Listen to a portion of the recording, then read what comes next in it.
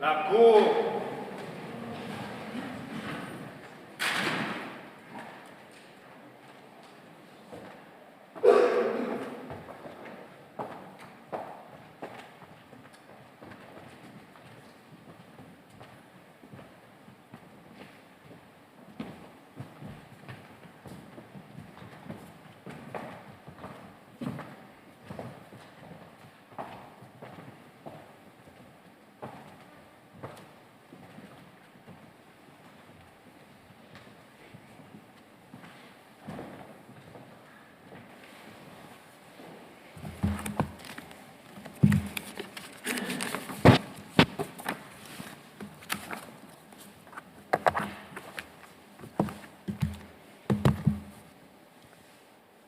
Please be seated.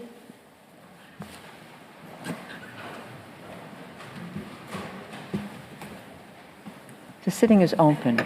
For reasons duly made known to me, Judge Benuna is unable to take part in today's sitting. The court meets this morning to hear the second round of oral argument of the Bolivarian Republic of Venezuela on its preliminary objections. I now give the floor to Professor Christian Toms. You have the floor, Professor.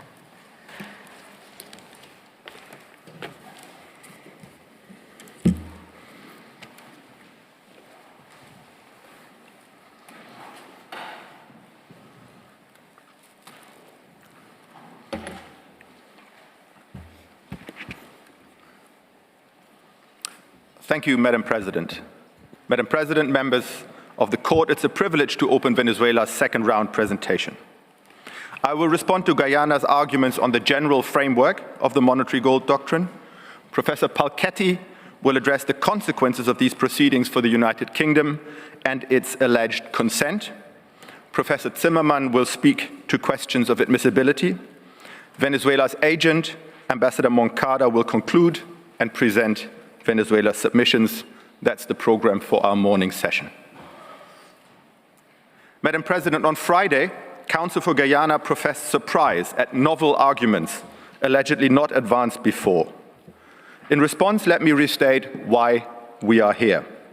We are here because in its preliminary objections, Venezuela made clear, and I quote, that the conduct of the United Kingdom in the 1899 arbitration is the very object of the decision that Guyana requests from the court, end of quote. This remains Venezuela's claim. There is nothing novel. Guyana rejects Venezuela's claim, but as far as the general framework of monetary gold is concerned, the first round suggests we agree on two important points.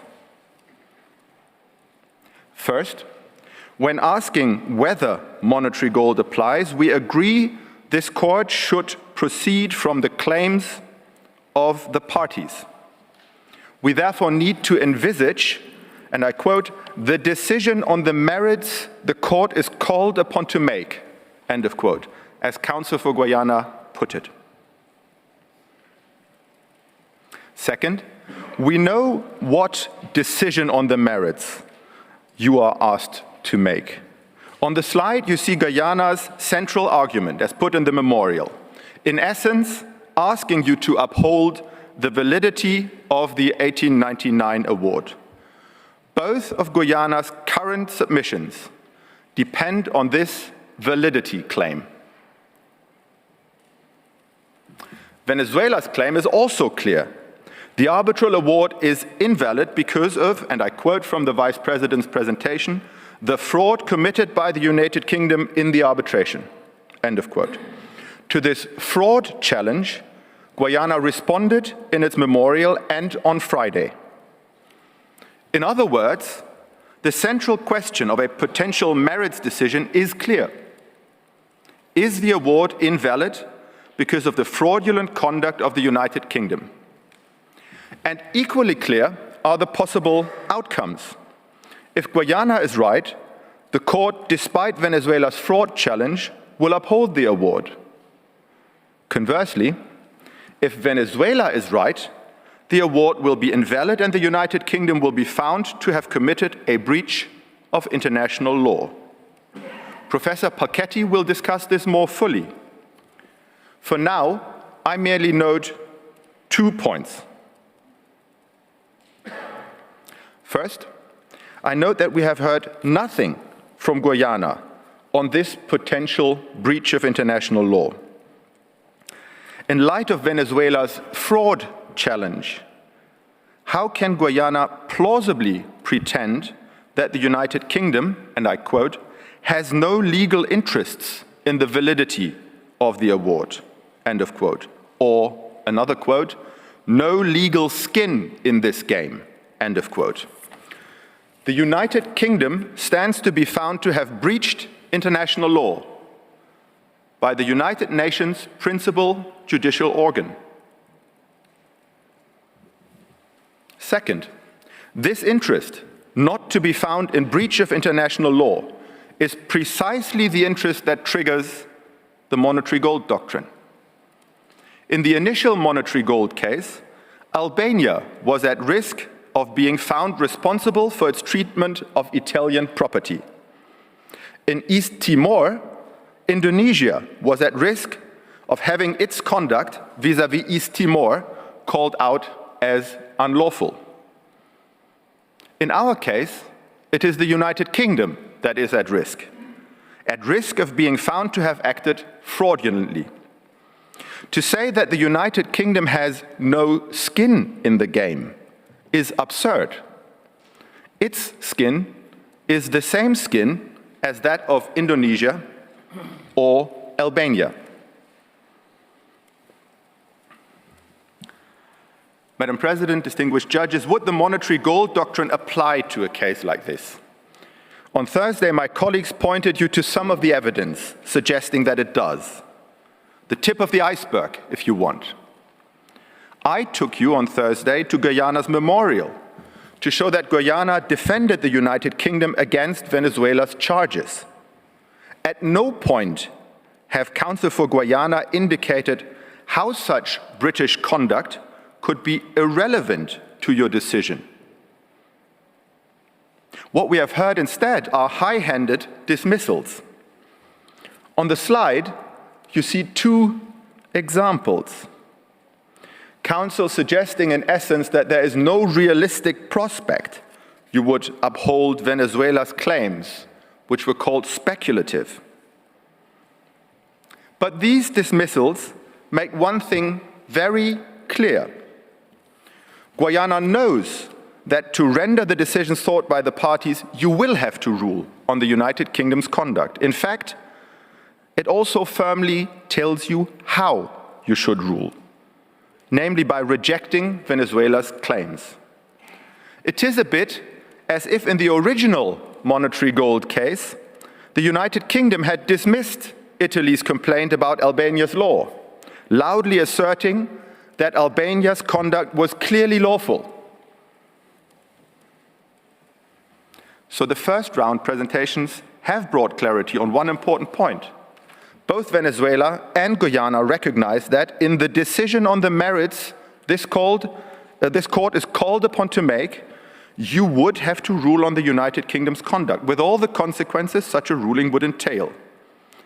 We merely disagree on what that ruling would be.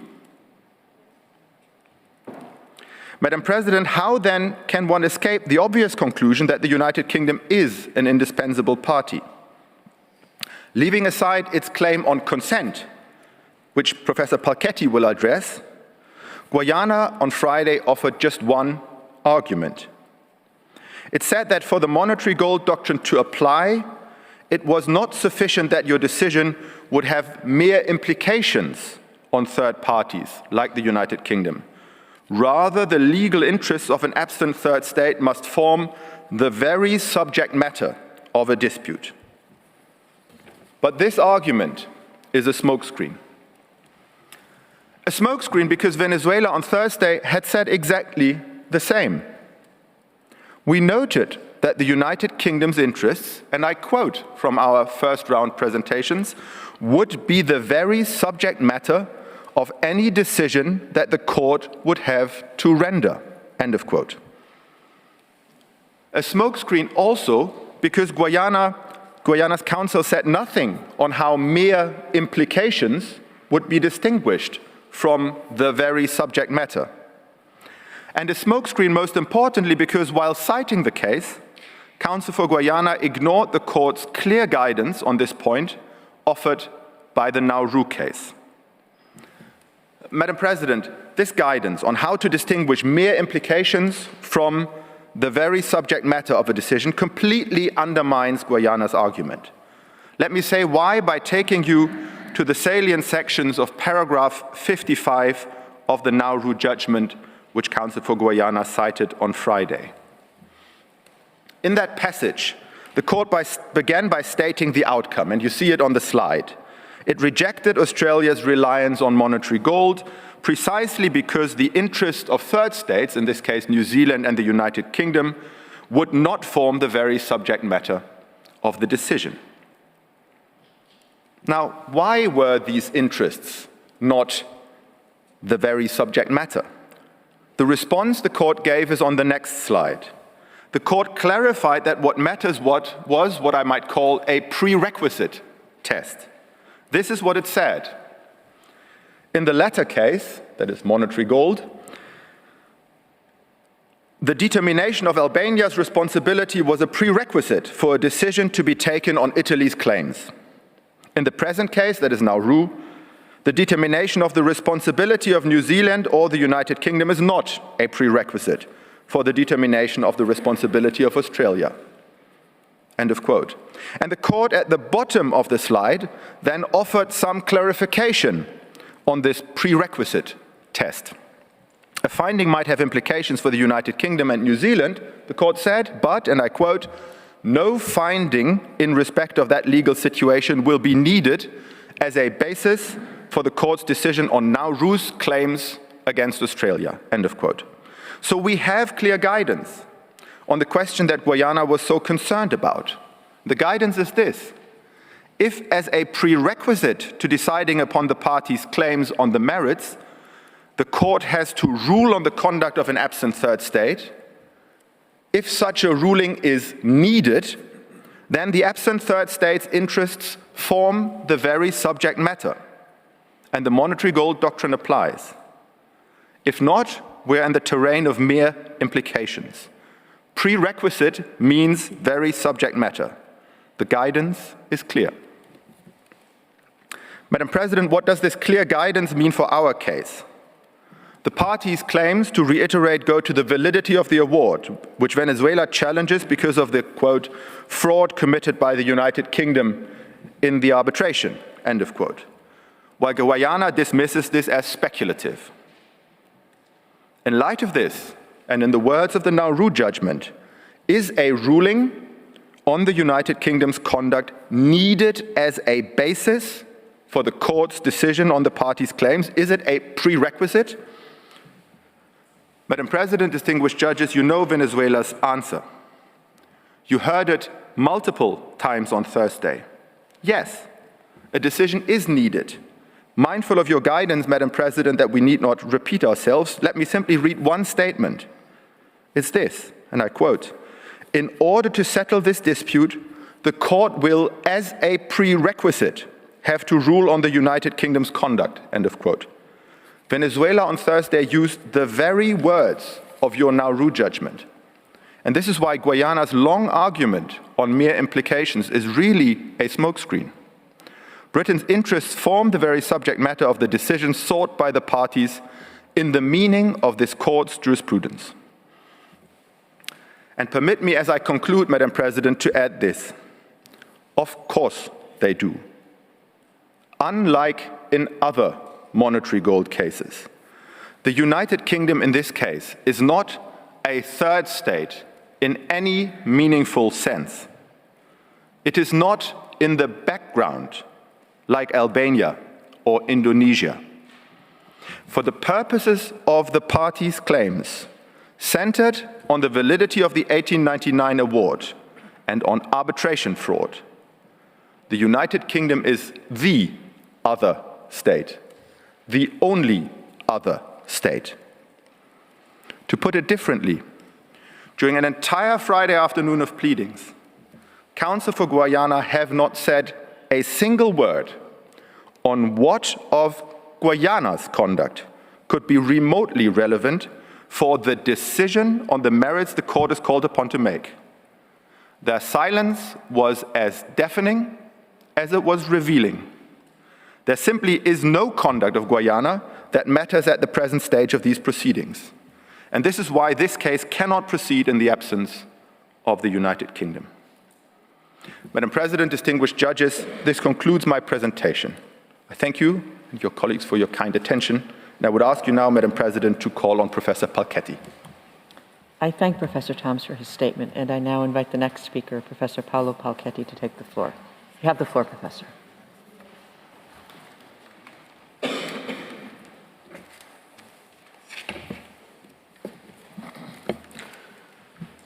Madame la Présidente, Mesdames et Messieurs les juges, dans le temps à ma disposition, je me concentrerai sur deux aspects. D'une part, le silence gardé par le Guyana sur la question de la responsabilité éventuelle du Royaume-Uni pour sa conduite frauduleuse. D'autre part, l'argument du Guyana selon lequel le Royaume-Uni ne serait plus partie indispensable car il aurait donné son consentement à l'exercice par la Cour de sa compétence. Madame la Présidente, dans les plaidoiries que nous avons entendues vendredi dernier, le Guyana a insisté sur l'argument relatif à l'absence d'intérêt du Royaume-Uni sur le territoire contesté. Toutefois, le Guyana est demeuré étrangement silencieux sur la question de la responsabilité internationale du Royaume-Uni et des obligations qui découlent d'une telle responsabilité. Le Guyana s'est d'abord timidement défendu en disant qu'il était surpris, que c'était la première fois que le Venezuela soulevait la question de la conduite frauduleuse du Royaume-Uni. Mais cet argument n'est pas nouveau. C'est la position historique du Venezuela. D'ailleurs, comme le professeur Thoms vient de le dire, le Guyana a également soulevé dans son mémoire la question du dol, de la corruption et de la contrainte du Royaume-Uni. Le Venezuela s'est limité à mettre en exergue les conséquences qui en découlent. Établir qu'un traité ou une sentence arbitrale est nul pour dol, corruption ou contrainte impose d'établir au préalable si le Royaume-Uni est tenu pour responsable d'un comportement frauduleux. Ensuite, le Guyana s'est justifié en disant qu'il ne comprenait pas quelles étaient les conséquences de la conduite frauduleuse du Royaume-Uni. Le Guyana prétend que les conséquences envisagées par le Venezuela sont trop abstraites. Pourtant, les éminents juristes de l'autre côté de la barre ne devraient pas avoir de difficultés à comprendre quelles sont les conséquences découlant de la responsabilité internationale d'un État ou quelles sont les conséquences envisagées par l'article 69 de la Convention de Vienne. Finalement, le Guyana a amorcé une retraite prudente. Il a continué à répéter que la seule conséquence de l'invalidité du compromis ou de la sentence arbitrale serait que la sentence n'a plus de force juridique. Puisque le Guyana a gardé le silence sur la question de la responsabilité internationale du Royaume-Uni, qui est pourtant un point fondamental, je vous prie respectueusement, Mesdames et Messieurs les juges, de vous reporter aux plaidoiries de jeudi dernier. Je me limite à rappeler seulement que le dol ou la corruption ne constituent pas ou pas uniquement des vices du consentement. Ce sont des faits illicites et ils soulèvent des questions tant de responsabilité et de réparation que de nullité. Que l'article 69 de la Convention de Vienne prévoit expressément les obligations qui incombent à l'État qui a tenu une conduite frauduleuse. Que s'il a établi que le Royaume-Uni a tenu un comportement frauduleux, sa responsabilité internationale serait engagée et il aura l'obligation d'accorder une réparation appropriée. Que dans les cas d'espèce, cette réparation devra tenir compte de la question qui n'a rien d'abstraite de l'exploitation abusive par le Royaume-Uni d'un territoire obtenu grâce à une conduite frauduleuse.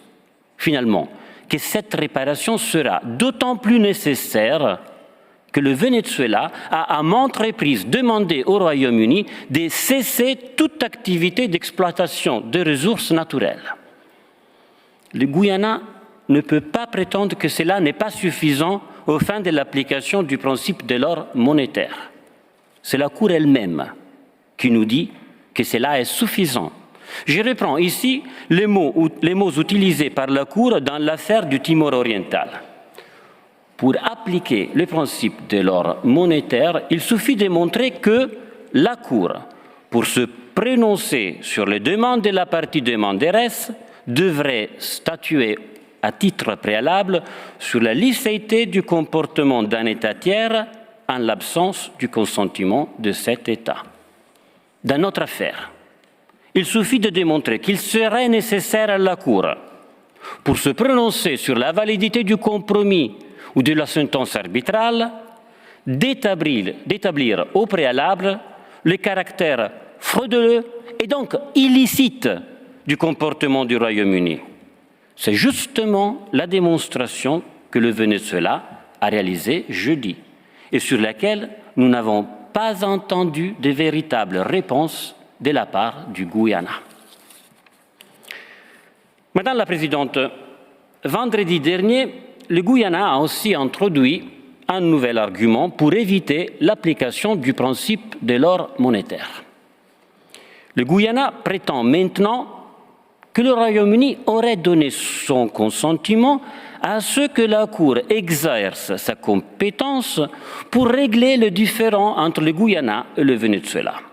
Ce consentement du Royaume-Uni, d'après le Guyana, se dégagerait d'une part de l'article 4 de l'accord de 1966 et d'autre part du fait que le Royaume-Uni a déclaré son soutien à ce que le différend entre le Guyana et le Venezuela soit réglé par la Cour. Premièrement, l'article 4, paragraphe 2 de l'accord de Genève. Le Guyana s'évertue à affirmer qu'en vertu de cette disposition, le Royaume-Uni aurait consenti à l'exercice par la Cour de sa compétence sans que sa participation à l'instance soit nécessaire. Cette interprétation de l'article 4 ne trouve aucun fondement dans le texte de cette disposition. L'article 4 ne contient aucune référence au consentement, ou plus généralement à la position du Royaume-Uni par rapport aux procédures envisagées par cette disposition. Ces procédures ont porté sur le dialogue et la coopération entre le Venezuela et le Guyana après la décolonisation de la Guyane britannique. L'objet et le but de l'article 4 sont de régler le différend frontalier par un arrangement pratique et acceptable par toutes les parties. Il n'est pas tenable d'établir un lien quelconque entre l'article 4 et le consentement du Royaume-Uni à la procédure devant la Cour. D'autant plus si l'on considère qu'en 1966, le Royaume-Uni avait exclu la possibilité d'un règlement arbitral ou juridictionnel du différend. Mais au-delà de l'article 4, le point essentiel est que l'argument du Guyana n'est pas compatible avec le principe de l'or monétaire tel qu'il a été développé par la Cour dans sa jurisprudence. Il n'est pas acceptable de laisser à un État tiers qui n'a pas accepté la juridiction de la Cour et qui n'est pas partie au différend, le soin de décider si la Cour doit ou ne doit pas exercer sa compétence. Cet argument n'a aucun fondement. Même si l'on considère que le Royaume-Uni a donné son consentement, ce que réfute le Venezuela, c'est seulement si l'État tiers accepte la juridiction de la Cour et devient partie à l'affaire que la Cour peut se prononcer sur les droits et obligations de cet État. Le juge Crawford l'a dit clairement, je cite, « The claim is inadmissible unless the necessary third state is joined as a full party to the proceedings. Fin de citation. Mon ami le professeur Dargent l'a également dit clairement, je le cite, Only an intervention of a third absent state as a party can cure the defects of claims disallowed under the monetary gold principle. An intervention as a non-party would not suffice. Fin de citation. Laisser à l'État tiers le soin de décider si la Cour doit ou ne doit pas appliquer les principes de l'ordre monétaire est contraire à la jurisprudence de la Cour, qui d'ailleurs n'a pas accordé d'importance à la question de savoir si la partie indispensable s'oppose ou non à ce que la Cour exerce sa compétence. Ce serait également contraire à tout principe de bonne administration de la justice. Dans notre affaire, cela entraînerait une situation inacceptable. Si la Cour établit que la sentence est nulle à cause de la conduite frauduleuse du Royaume-Uni, l'arrêt n'aura aucun effet contraignant pour le Royaume-Uni, cet État n'étant pas partie à l'instance. Mais la non-participation de la partie indispensable a d'autres effets inacceptables, notamment en matière de preuves. Si un État est partie au différend, cet État, comme la Cour l'a observé, a, je cite, le devoir de coopérer en produisant tout élément de preuve en sa possession, susceptible d'aider la Cour à régler le différend dont elle est saisie. Fin de citation. Or, ce devoir de coopérer n'engage pas le Royaume-Uni, qui n'est pas partie à l'instance. Cela risque de créer une situation d'inégalité flagrante entre les parties au présent différent. En dépit de cela, le Guyana a l'audace de vous demander de vous prononcer sur l'obligation du Royaume-Uni envers le Venezuela, sans que le Royaume-Uni ne soit lié ni par votre arrêt, ni par aucune obligation de coopérer de bonne foi au bon déroulement de la procédure. Madame la Présidente, je conclus avec une dernière remarque. Si aujourd'hui le Venezuela met en cause la responsabilité internationale du Royaume-Uni, est-ce que cela serait contraire au principe de la décolonisation et à la pratique en matière de succession d'États? Est-ce que cela serait une solution unprincipled and repugnant, comme le soutient le Guyana? Non, Madame la Présidente. Ce qui est grave et inacceptable, c'est l'accusation infamante et infondée que le Guyana continue à adresser au Venezuela. Il ne s'agit évidemment pas ici de remettre en cause le processus achevé de décolonisation. Il s'agit de déterminer qui doit être tenu pour responsable de la conduite frauduleuse d'une puissance coloniale. Or, la réponse à cette question ne fait aucun doute. Cette responsabilité doit incomber à l'ancien État colonial, dans notre affaire au Royaume-Uni. Le Guyana ne conteste pas ce principe. Il ne pourrait pas le faire. C'est en vertu de ce principe que le Royaume-Uni est partie indispensable. Si la Cour accepte de déclarer la demande du Guyana irrecevable, il n'y aura pas un retour au passé colonial. La seule conséquence sera le retour à l'esprit qui avait animé les parties en 1966, lors de la conclusion de l'accord de Genève. Trouver une solution mutuellement acceptable aux différends concernant la délimitation territoriale. Le Venezuela est prêt à le faire. Madame la vice-présidente du Venezuela l'a rappelé jeudi dernier. Je me permets de la citer. We extend once again our hand to Guyana to settle the existing territorial controversy abiding by the Geneva Agreement. Fin de citation. Madame la Présidente, Mesdames et Messieurs les juges, je vous remercie pour votre attention et je vous prie, Madame la Présidente, de bien vouloir donner la parole au professeur Andreas Zimmermann. I thank Professor Palchetti, and I now invite Professor Andreas Zimmermann to address the court. You have the floor, Professor. Madam President, members of the court. On Friday, you heard Guyana's renewed attempt to convince you that you should dismiss Venezuela's preliminary objection as being inadmissible. Guyana argued in particular that the monetary gold objection concerns the jurisdiction of the court since it focuses on state consent. For sure, as the court has reiterated time and again, the court's jurisdiction is based on consent. But, as the court has also affirmed, it is the consent of the parties to a given case that lies at the core of the evaluation of the court's jurisdiction. As the court put it, quote, "The court is always conscious that it has jurisdiction only so far as conferred by the consent of the parties," end quote. The absence of an indispensable third party instead restricts the court's ability to exercise the jurisdiction conferred upon it by the parties, and thus constitutes an admissibility issue and not a jurisdictional one. In this regard, I also note that both parties and counsel arguing monetary gold, including the late Judge Crawford, have dealt with the said objection under the heading of inadmissibility rather than as a jurisdictional issue. And this is also in line with the court's own understanding of the character of the monetary gold objection.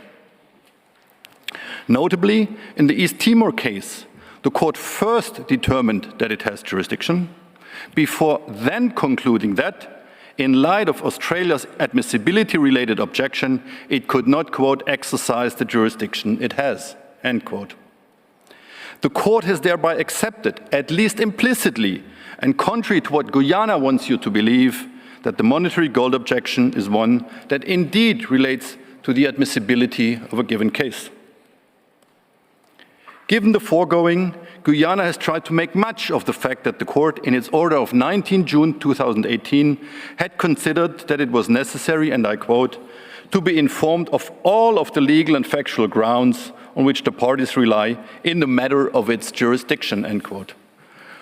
Which formula, in Guyana's view, was meant to embrace, I quote, "any potential limit to the court's jurisdiction in relation to any of the claims," end quote, contained in the application. Guyana's position is, however, untenable, since its reading of the 2018 court's order contradicts both its very terms as well as the court's jurisprudence.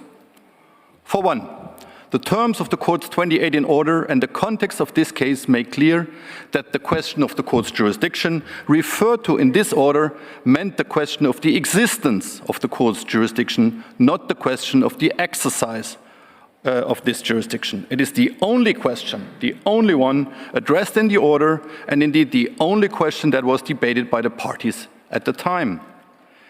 As later recalled by the court, Venezuela had stated that it considered that, quote, "the court manifestly lacks jurisdiction," and in response, Guyana solely had indicated that it, quote, "wished to proceed with the case," end quote, without addressing any further questions. No debate about monetary gold, no debate about admissibility. Second, the formula referred to by the court merely echoes the wording of Article 79, paragraph 8 of the Rules of Court in its then applicable version, following une pratique courante of the court. Third, and most importantly, an examination of previous decisions on jurisdiction contradicts that the allegedly all-embracing formula used by the court in 2018 was meant to include admissibility issues. I've already referred you to several relevant cases during my first round, but I will now provide you with even a more striking example of your own practice. As you are certainly aware, in its first Nottebohm judgment, the court decided that Guatemala's objection as to the court's jurisdiction, quote, did not affect any jurisdiction which the court may have to deal with the claim, end quote. Which formula, as used by the court, is even much broader than the formula used in the court's 2018 order. In Guyana's reading, such broad terms, just like the terms used by the court in 2018, surely would encompass the question of the existence of the court's jurisdiction, as well as issues of admissibility. Yet, when Guatemala in the Nottebohm case thereafter raised an objection as to the admissibility of Liechtenstein's claim, the court considered this objection to be admissible and therefore decided to hold the claim submitted by Liechtenstein inadmissible. A fortiori, the same must then obviously hold true for the case at hand. Moreover, Guyana's broad interpretation of the court's 2018 order also cannot be reconciled with the court's own later order of 13 June 2022. This order not only confirmed that Venezuela's preliminary objection had the effect of suspending the proceedings on the merits by virtue of Article 79 bis paragraph 3 of the Rules of Court. It also stated, the 2020 order also stated specifically that Venezuela's preliminary objection was one related to the, quote, admissibility of the application, end quote, i.e. not one that relates to the matter of the court's jurisdiction. Guyana further asserts that Venezuela itself allegedly recognized that its monetary gold objection was already covered by the court's 2020 judgment. But on the contrary, Venezuela, in its written preliminary objection, had claimed, as you can see, that the court had not even discussed and even less decided the monetary gold objection in its 2020 judgment. Indeed, how else could you explain the use of the conditional sense, had the court, in paragraph 27 of Venezuela's preliminary objections? Guyana also put much emphasis on the argument that the monetary gold principle concerns the claims formulated in the application. Yet, in the case at hand, both of Guyana's claims are inadmissible, with the second one depending on the first one anyhow, by virtue of the monetary gold principle. And that brings me to the issue of the alleged belated character of Venezuela's objection. Counsel for Guyana misrepresents the system, I'm afraid to say, set up by Article 79 and 79 bis of the Rules of Court.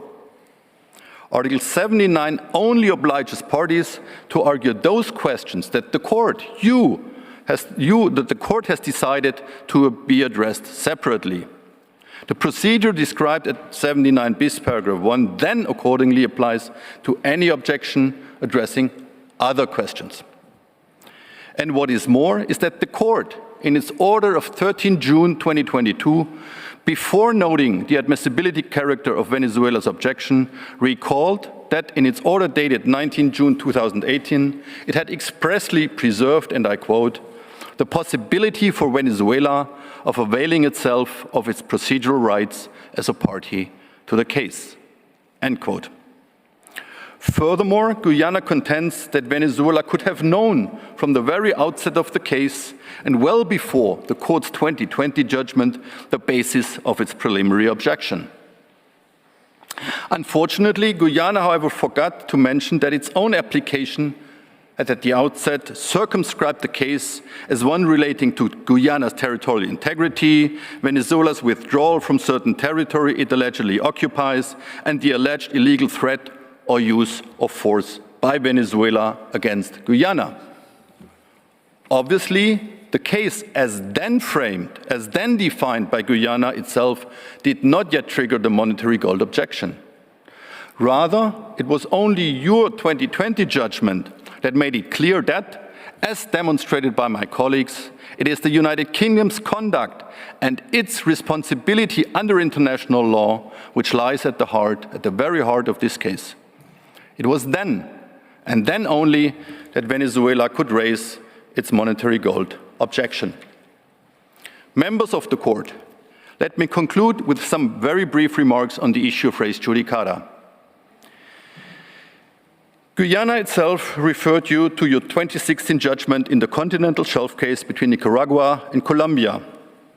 But said judgment, confirming the earlier Bosnian genocide merits judgment I had previously mentioned, the 2016 judgment explicitly stated that, in order to ascertain what is covered by the res judicata of a given judgment, it is, and I quote, necessary to determine the meaning of the operative clause by reference to the reasoning set out in the judgment in question.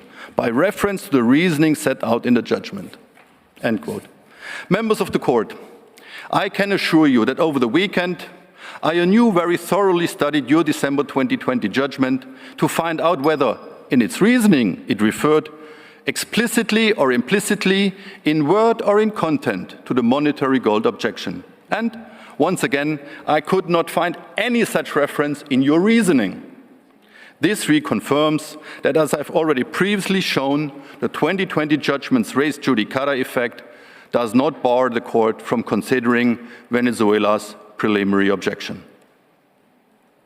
Finally, and that almost brings me to my end, finally, I was stunned, to say the least, by the bold proposition of Guyana that a decision by this very court upholding Venezuela's monetary gold objection and thus finding Guyana's application to be inadmissible would violate Articles 59 and 60 of the court statute and even Article 94 of the UN Charter. Is Guyana really saying that this court in 1955, in finding Liechtenstein's application inadmissible in the Nottebohm case, after having previously confirmed in 1953 that it had jurisdiction to entertain the case, that this practice of the court violated the court's own statute and the UN Charter?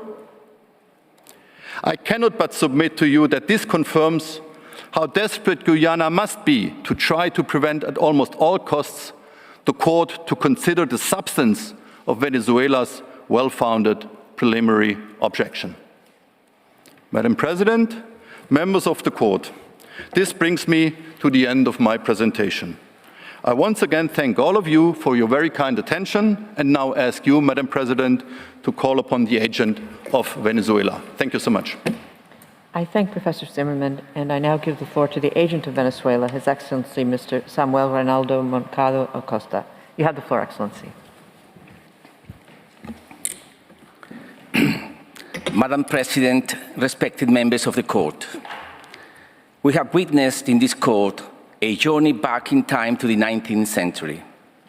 Guyana repeated the British Crown's claims as to the validity of the arbitration that was consummated by the 1899 dispossession. But it was all a mirage, because Guyana is not Britain. It did not even exist, and yet 123 years later, it is trying to justify this fraud. This is why this proceeding is baseless. It is a sad state of affairs that a country proud of its independence should seek to take advantage of the fraud committed by its former metropole against a fully independent and sovereign republic. However, it is never too late for the truth.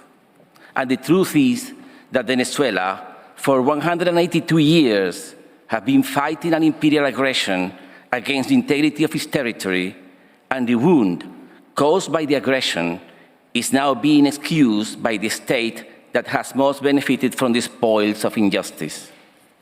In this story, there is only one victim, Venezuela. The Venezuelan tradition of anti-colonial struggle has been perfectly consistent since its constitution has a sovereign state in 1811 and is proven by our fraternal support for the independence of Guyana in 1966. What Venezuela cannot accept is that in the name of decolonization, Guyana repeats the crime committed by the colonizing power. Venezuela asked before this court how to conceal the fraudulent nature of the arbitration, how to conceal the secret pacts that predetermine the results of the fraud, but more importantly, how to do it without the presence of the United Kingdom. We were deceived in 1899, but today we know the truth. It is impossible to deceive us once again. Venezuela is united and aware of the crime committed against our nation, and we come to the International Court of Justice to tell such historical truth, but also to extend a helping hand to Guyana. The existence of Guyana and Venezuela is everlasting. We will be eternal neighbors, and we must maintain brotherly relations of friendship and cooperation. Let us not allow the consequences of the unlawful conduct of the United Kingdom, the responsible and absent state in this proceeding, to continue to affect the future of our nations. The 19th century was dominated by the plunder of gold and natural wealth at the hands of the United Kingdom imperial mining. Now, in the 21st century, oil transnationals seek to dominate the sovereign rights of states over their national resources and to stoke up artificial divisions that undermine relations between peoples for generations. Madam President, respected members of the court, Venezuela has always had a policy based on peace, honor, and respect for international law. We would never claim or even aspire to something that does not belong to us. This court has a unique opportunity to prevent the perpetuation of a fraud and to pave the way to reach, through direct talks, satisfactory solutions for the practical settlement of the controversy as is provided for in the 1966 Geneva Agreement. Madam President, members of the court, I now have the honor to read Venezuela's final submission. For the reasons stated in Venezuela's written and oral pleadings on preliminary objections, the Bolivarian Republic of Venezuela requests the court to adjudge and declare that Guyana's claims are inadmissible. Finally, may I be permitted to express, on behalf of the government and Venezuelan people, our deepest gratitude to you, Madam President, and to the members of the court for your kind attention. We are very grateful as well to all concerned, to the registrar and his staff. We likewise extend our gratitude to the interpreters, who have done an excellent job. In particular, we appreciate that these oral pleadings have been interpreted into Spanish.